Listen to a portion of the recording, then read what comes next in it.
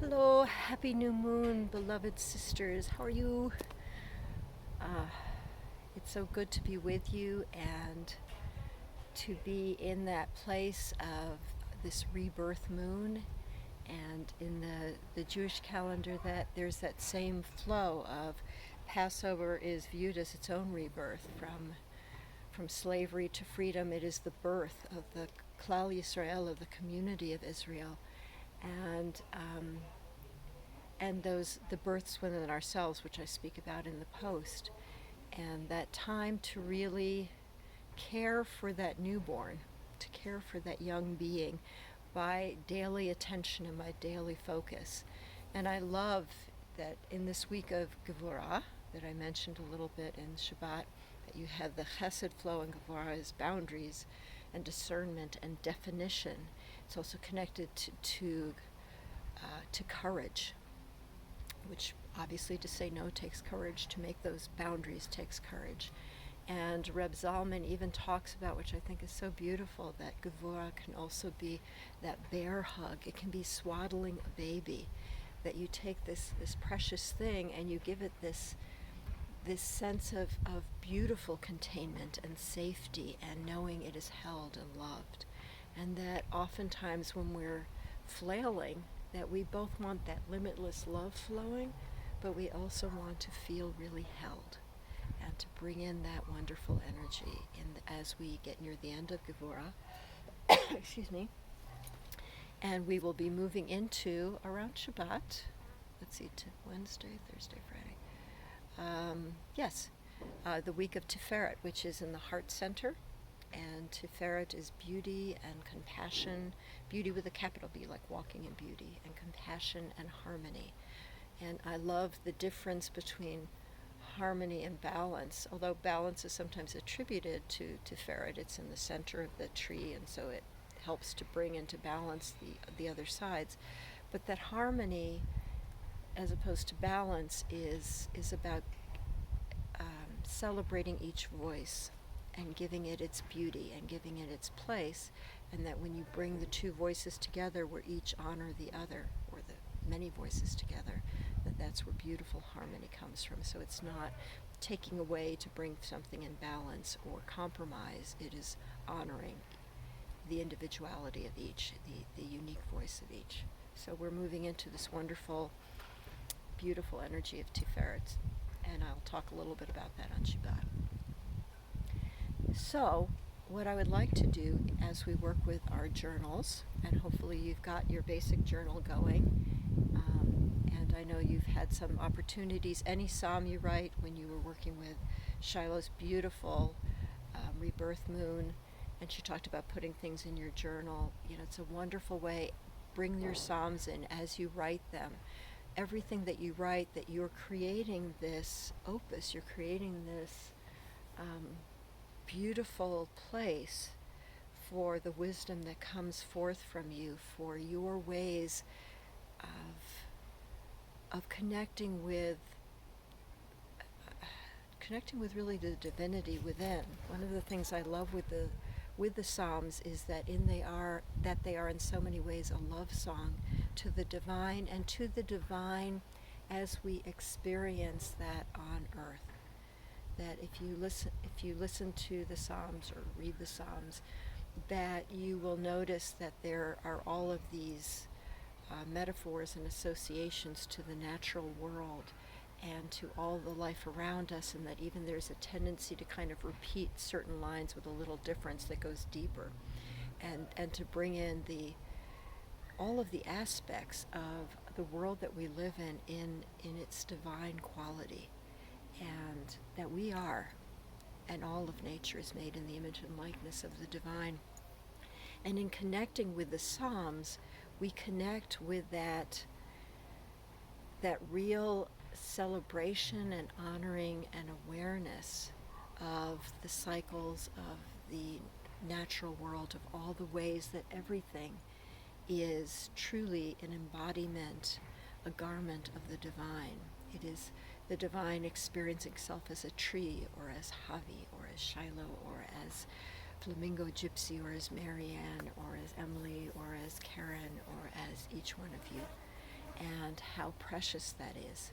So what I'm inviting you to do for next several times is, and this will go into your journal, is to bring in the elements: fire, air, water, earth, and you can call it ether or akasha or space.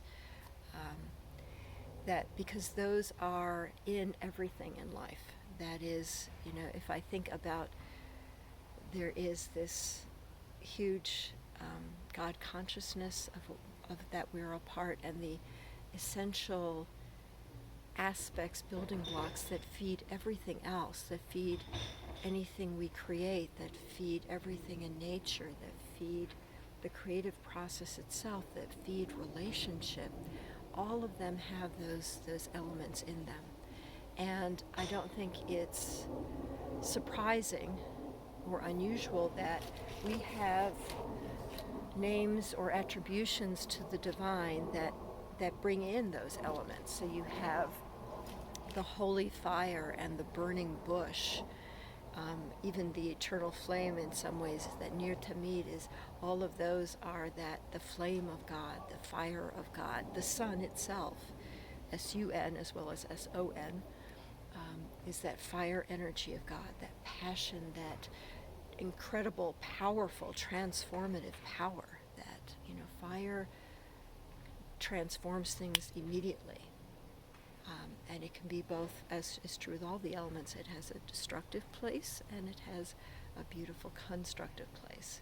And in the alchemy of life, in the alchemy of all that is, that fire is that burning away of the dross. It's that pulling away so that we can move more fully into who we are. So you have this wonderful fiery aspect of the divine that's talked about in all sorts of ways, and I'm sure you can come up with ways I haven't even mentioned right now. You have air, Ruach HaKodesh, the Holy Spirit. It's actually, Ruach is wind, Wiracocha in Quechua, in Andean shamanism. Huayra is the element of air, is wind. We talk about being inspired. There's all of this wonderful, all of the imagery of birds, all of the air imagery that is the divine, and the ways that is essential. Just as we have that fiery passion and push of fire, that air allows that being in all different directions. Your mind can instantly go in every which way, and it has that inspiration, that bringing in that air, oxygenating our systems, sharing breath with all that is. That is part of the divinity that is there, and part of the divinity that moves through us and through, again, all of life. We have water, and I think of the sacred wellspring, the living waters, the imagery of the parting of the Red Sea, the breasted God, Shaddai, again, a different kind of fluidity, that all of these watery images that are, particularly the watery images, have that feminine, and that the letter M, one of the mother letters, is the letter associated with both water. The word Mayim, which starts and ends with a mem, is the word for water. Shamayim is the heavens, and you think about it with Guvara, the second day of creation is that separation of the firmament, of the upper waters and the lower waters. Again, all of this amazing watery image. Miriam begins and ends with an M, and is this wonderful being, and this wonderful being who's connected with water in terms of being a midwife, and laying Moses on the little raft she created on the Nile, and being there dancing at the parting of the Red Sea, and creating and bringing forth living waters. All of those are watery images. There's the image of, which is associated with this time of year, in fact, that's where the expression "I am God, your healer" comes from, that there were these waters that were bitter and unfit to drink, and Moses put a tree in the water, which is believed to be the tree of life, the tree of Torah, the tree of knowledge, and the waters were made sweet. And it was said that follow these commandments, follow this way of life, and you will be free of these diseases that were back in Egypt, which some people take technically. Some of it, I think, is that moving into freedom, moving into a different way of being, because part of disease is the physical attributes, and then there's a dis-ease that is when we are out of alignment with ourselves. And so again, you have these amazing waters. You have earth, that, anything that is created, anything that is built, any sanctuary is earth. Hamakom, the place. God was in this place and I did not know. That is that sense of earthiness, of heaven on earth. That is the earth element. That the rock, you are my rock and my redeemer.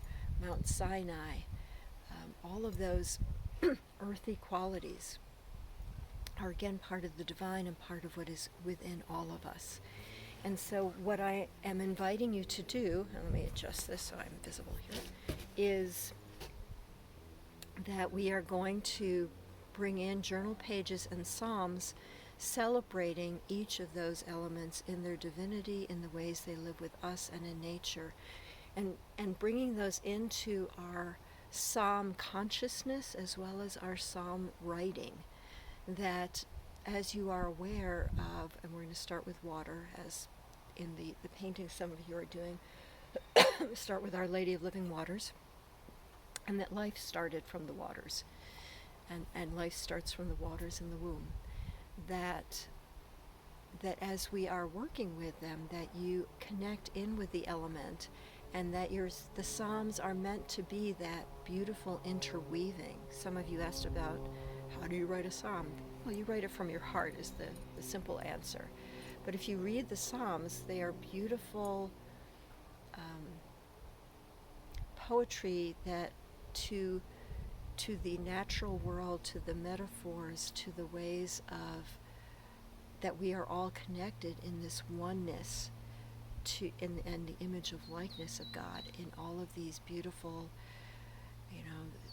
speaking about trees and birds and winds and storms and all of those images, so that you are bringing yourself, as you step into the elements, you are bringing yourself into being creator and creation more fully and more connected to everything, and into a psalm consciousness, a poetic consciousness of the magnificence of those elements, of being able to, I would hope, as you work with water now, you can go for a walk and you are much more aware of the waters within and the waters around you and the wateriness of the divine, and that will go into your psalm, into your journal.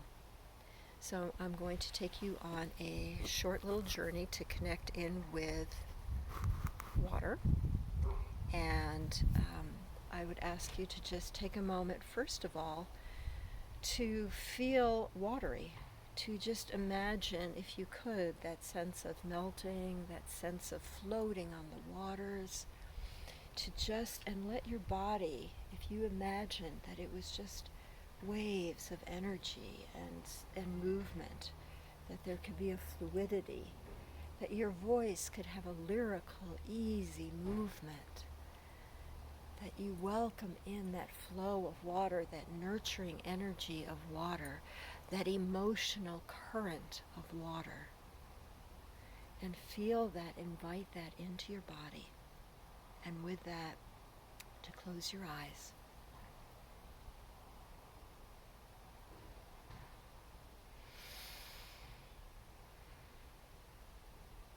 And to take a moment to be in gratitude for the amazing element of water that we are all birthed from. The waters of the womb, the waters of the ocean that birthed all of life, the waters from the breast, the milk from the breasts that feed and nourish a baby miraculously. It always amazes me how something as basic as milk can grow a baby the way it does. And that beautiful bonding that is part of that nursing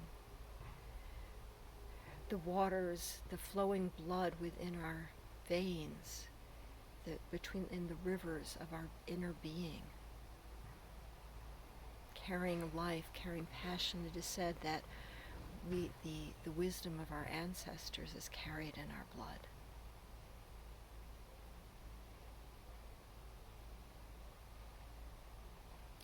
The water of those things that sometimes we think are kind of yucky,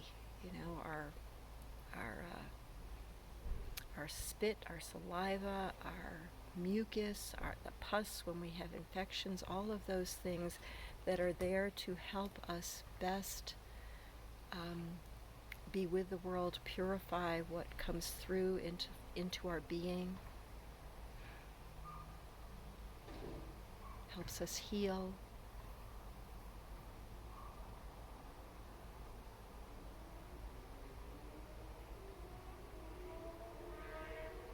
The waters of urine that help carry energies out, again, part of that purification.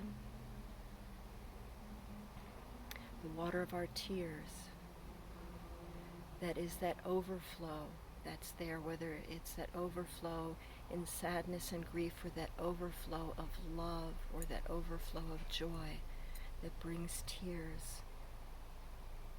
That beautiful salty water, just like the oceans.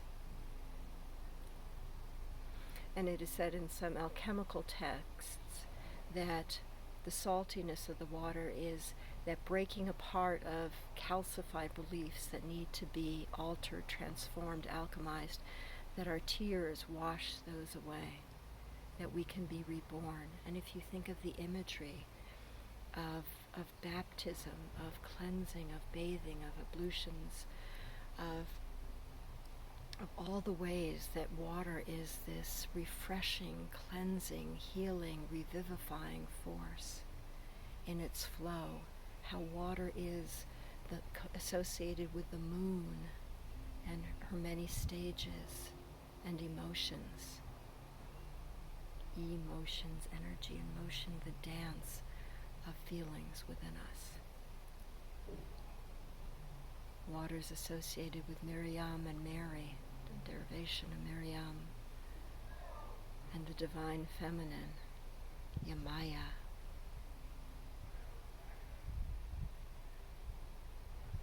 How it feels to be by a river or a stream or a brook or an ocean, to stand outside when it's raining, whether a gentle rain or a thunderstorm,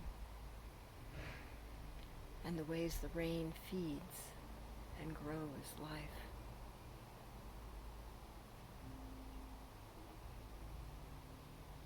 The times we feel in flow in relationship, in flow in what we're creating. When we enter into a level of depth that water takes us to.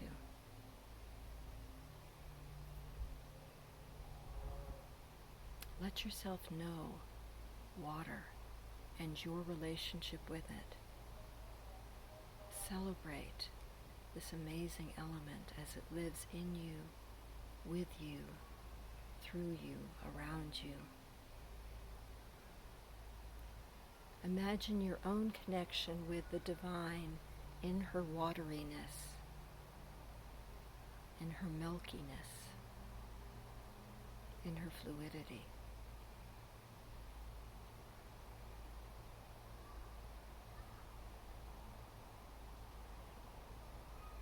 And let yourself hold that energy, feel that energy, feel that water that can move around obstacles, that can wash away those things that need to be washed away, that can, in its own way, flow you toward or flow you free.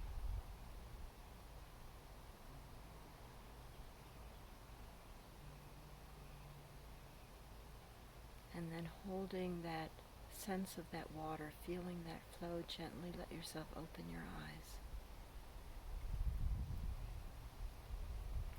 And then what I'm going to do is I would invite you to take some time. And when I say take some time, I mean take a few days to really be with your watery self and with the water around you. Now I live in a desert, so water is precious in a whole different way here. To be connected with that wateriness. And you are going to write a psalm in your journal. And it is that celebration of that wateriness, of bringing in those beautiful metaphors that, again, if you read the Psalms, are so present. And to bring in, it may be something, I am a sacred wellspring, the living waters of the divine. My blood flows the wisdom of my ancestors and brings me into newer and newer awarenesses of self. My tears flow out the overflowing joy and love I feel, and the tears and pain that connect me with all of humanity. To let that psalm show up. Let yourself connect with the divine feminine, again, that watery divinity. And not to say that the divine feminine is just watery, but focusing for the moment on that watery aspect. And see what shows up as a psalm. Bring in those metaphors, bring in all of the ways that you can be in that watery, flowy, deep place. And then what you're going to do is play with that. As I said, please take even several days to just take pictures of water, to think about water, to write about water, to come up with all the different metaphors, all the different ways water is there. And then I'm going to ask you to take, and you can use watercolor markers. I love these, by the way, these watercolor markers. They're just amazing. Or watercolor pencils or watercolor paints. And you're going to, in fact, I saw, yes, Avi, you can complete a sentence. I saw in Shiloh's wonderful videos for Rebirth Moon that she did a journal thing that did some of this, where it created kind of a scrolling around it. So we are going to, or I invite you, to create some kind of, see if I can adjust this so you can see it a little better. The joys of working with my phone.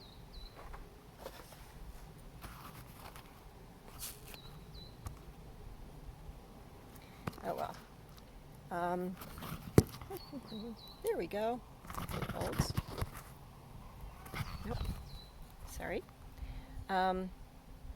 Anyways, you're going to let yourself have little images. You can have things that feel kind of wavy.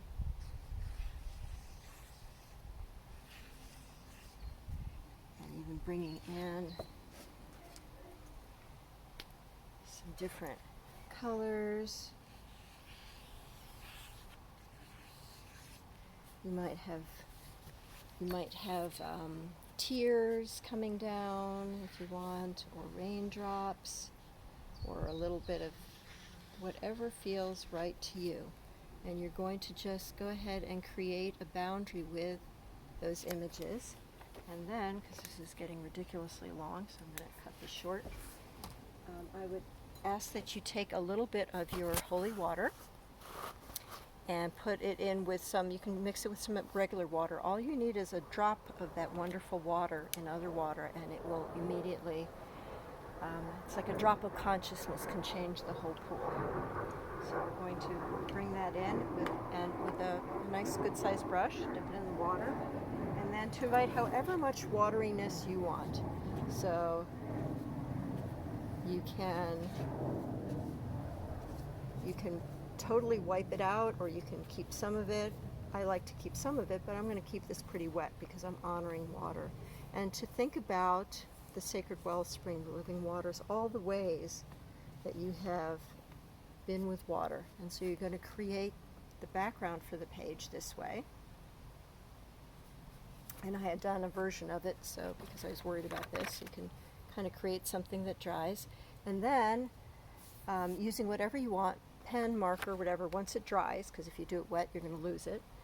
you're going to go ahead and as you decide what your psalm is going to be, and you can play around with that on other pieces of paper, again, play with metaphors. You can even, it'd be kind of fun to write out different aspects of water, different metaphors, different imagery, and even put it on little scraps of paper and just kind of flop them and throw them in the air and start pulling them and see what shows up that way, so that you're not putting pressure on yourself to create the perfect psalm with the perfect things, that you allow an element of play, an element of divine intervention in that. So to have those images and to write your psalm celebrating water, celebrating the wateriness, celebrating how it is in life, and that Shaddai, that breasted God, that God with a womb, Rachamim. And with that, I would say Happy New Moon. I love you.